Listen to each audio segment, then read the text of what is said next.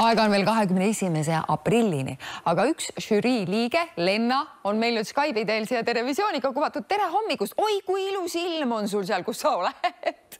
Tere hommikust ja meil on tõesti päike paistab, linnud laulavad. Täitsa nagu suvine juba oleks, ehkki selliste leherohelist veel näha ei ole. Palju soojakraade on praegu? Siuke 10 umbes. Täitsa mõnus. Kuule Lenna, kuna sa selles žüriis nüüd oled, aastakooli valimise žüriis, siis milline sinu enda kool oli? Kas sina oleksid oma kooli esitanud aastakooli kandidaadiks? Ma arvan küll. Selle hetkel, kui ma seal õppisin, siis ma kindlasti leidsin, et see on äge ja parim. Et võib-olla täna olles täiskasvanud ja vaadates suuremat pilti ja hinnates võib-olla mingeid teisi kuidagi kriteeriumeid, siis võib-olla ma ei ole kindel, kas ma esitaksin, aga igal juhul mina tulen sellisest koolist, millel oli ikkagi siuke suund, mis tegi ta eriliseks. Et alguses oli see 54. keskkool ja see oli spordikallakuga, nii et seal olid nagu tugevad sportlased ja edasi oli see Tallinna Saksa gümnaasium, nii et oli saksa keele kallak. Nii et kui nagu mõelda alati, mis on nagu see, mis teeb ühe kooli eriliseks ja ägedaks ja omanäoliseks, siis võib see vabalt olla näiteks mingi tugev kallak. Just nimelt. Ja tegelikult ka head õpetajad ikkagi, et need lapsed ja noored ennast selles koolis hästi ja toredasti tunneksid.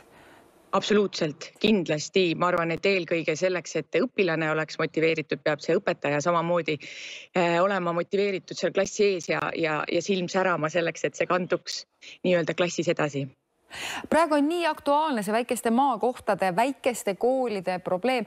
Kas sina seal Setumaa kandis tunned ka, et see kuidagi sind puudutab? Kas oleks näiteks tõenäoline, et mingil hetkel sulle tundub, ma pean kolima selle pärast näiteks ära seal Tallinnasse, et lapsed panna, ma ei tea, paremasse kooli, kõlab küll halvasti? No neid mõtteid, ma arvan, lapsevanematel on kõigil ja alati ja kogu aeg, sest eks see on ka loomulik, me tahame oma lastele ju parimat alati, aga ma ütleks pigem, et meil Setomaal on väga head koolid ja need muutused, mis toimuvad üleüldiselt maailmas. Ma arvan, et selles mõttes ei ole ka võimalik, et haridusvaldkond ja haridussektor saaks sellest mitte puudutatud, on ju. Et selles mõttes Setomaa on juba usinasti 1,5 viimast aastat tegelenud selle haridusreformiga siin ja tegelikult olemegi jõudnud sinna punkti, et meil oli 3 väikest kooli ja sellest sügisest on meil siis üks ühine Setomaa kool ja kinni ei panda midagi. Nii et ma arvan, et selles mõttes ongi keeruline, ma ütlen ausalt, on keeruline vahendite mõttes siin väiksemates kohtades, et kuidas hoida neid koole lahti ja samas ma arvan, tuleb olla leidlik ja kuidagi minna sellega kaasa, nii et selles mõttes meil on siin Setomaal pigem praegu hästi. Mis tähendab hea haridus? Kokkuvõttes, kui laps selle kooli lõpetab, et tal on hea haridus.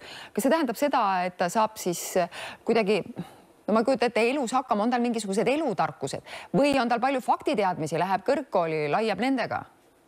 Ma arvan, et täna mina isegi hindan ise võib-olla rohkem seda hakkama saamist. Et oma emotsionaalse intelligentsi ja üldse niisugeste nagu elusituatsioonidega, et tänapäeval see AI on meist nagu nii ees ja nende faktidega palju kiirem kui ükski inimaju.